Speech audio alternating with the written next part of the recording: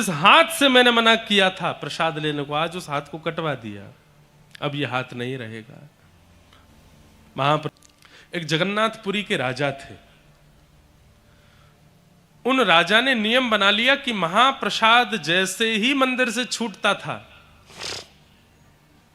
ठाकुर जी को अर्पित होने के बाद सबसे पहले वो महाप्रसाद उस राजा के यहां आता था।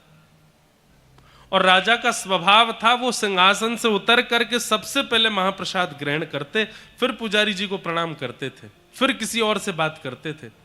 प्रसाद की इतनी महिमा।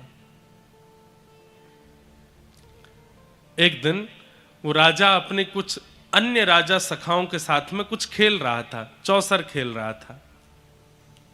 इतना खेल में व्यस्त हो गया, इतना खेल में मगन हो गया, उसी समय पुजारी जी प्रसाद लेकर के आ गए। किसी ने आके कहा, राजन प्रसाद आया है महाप्रभु जी का। तो राजा ने कहा, बस 1 मिनट लगेगा मुझे, उनको बैठाओ, मैं अभी आता हूं। राजा यहां चौसर खेलने में लगा, बाहर जाकर के संकेत किया, बोले राजा कह रहे हैं वो अभी आएंगे, आप 2 मिनट प्रतीक्षा करो। तो पुजारी जी को ये बात अच्छी नहीं लगी कि इन्होंने प्रतीक्षा करने के लिए कहा, ठाकुर जी का प्रसाद प्रतीक्षा करेगा। पुजारी जी उठ करके वहां से चले गए। जैसे ही पुजारी जी वहां से गए तो थोड़ी देर में राजा खेल से निवृत्त होकर तुरंत भागा, प्रसाद आया, प्रसाद लेकर के आओ। तो सैनिकों ने कहा, प्रसाद तो ले गए पुजारी जी, आपने प्रतीक्षा के लिए कहा तो उदास होकर के ले गए। राजा को इतनी ग्लानि हुई कि मैंने प्रसाद आया और मैंने मना कर दिया। मैं खेल में इतना तल्लीन हो गया, उसमें इतना मगन हो गया कि द्वार पर आए हुए प्रसाद की अवहेलना कर दी मैंने। अपने हाथ को देखने लगा, इसी हाथ से मना किया था मैंने, अब ये हाथ मेरे अंग पर रहने लायक नहीं है, पर अपने आप अपने हाथ को कैसे काटूं। सुनिएगा, बड़ी सुंदर कथा है। तो राजा ने क्या किया, एक दिन बड़ी चिंता में सभा में बैठा था। तो मंत्री जी ने पूछा, राजन आप इतनी चिंता में क्यों बैठे हो। तो राजा ने कहा, मैं तुम्हें बताऊं, तुम किसी को तो नहीं बताओगे। मंत्री बोले, नहीं मैं किसी को नहीं बताऊंगा।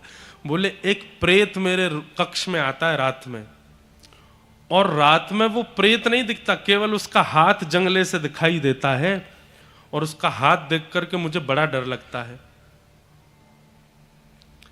मंत्री बोले, आपने हमें पहले क्यों नहीं बताया। बोले, डर के कारण नहीं बताया।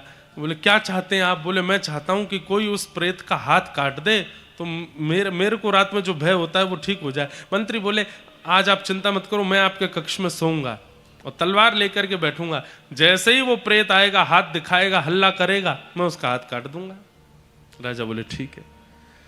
मंत्री नीचे गद्दा लगा करके सो गए, राजा पलंग पर सो गए। जैसे ही मंत्री की थोड़ी आंख लगी, राजा चुपचाप उठ करके बाहर गए और खिड़की खोल करके अपना ही हाथ भीतर डाल करके आवाज करने लगे जोर जोर से।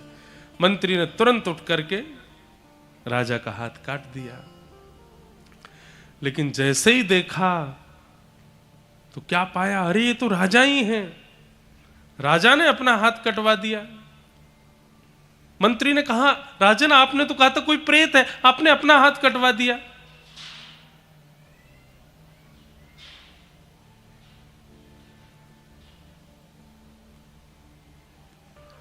और जब कटे हुए हाथ से राजा जगन्नाथ महाप्रभु का दर्शन करने के लिए गए और कहा, भगवान यही एक अपराध मुझसे हुआ कि मैंने खेल में तल्लीन होकर के आपके प्रसाद को अस्वीकार किया। जिस हाथ से मैंने मना किया था प्रसाद लेने को, आज उस हाथ को कटवा दिया, अब यह हाथ नहीं रहेगा। महाप्रभु जगन्नाथ जी प्रसन्न हो गए, उसको हृदय से लगा करके उसका हाथ पुनः प्रकट करवा दिया और कहा, राजन तुम्हारी इस भक्ति से मैं बहुत प्रसन्न हूं। अभिप्राय क्या समझ में आया। व्यक्ति जब अपने देह का चिंतन करता है तो वो व्यक्ति धर्म करता है, लेकिन उस व्यक्ति को जब अपने देह में विद्यमान उस दिव्य चेतना आत्मा की चिंता होती है, तब वो जो क्रिया करता है उसको परम धर्म कहते हैं।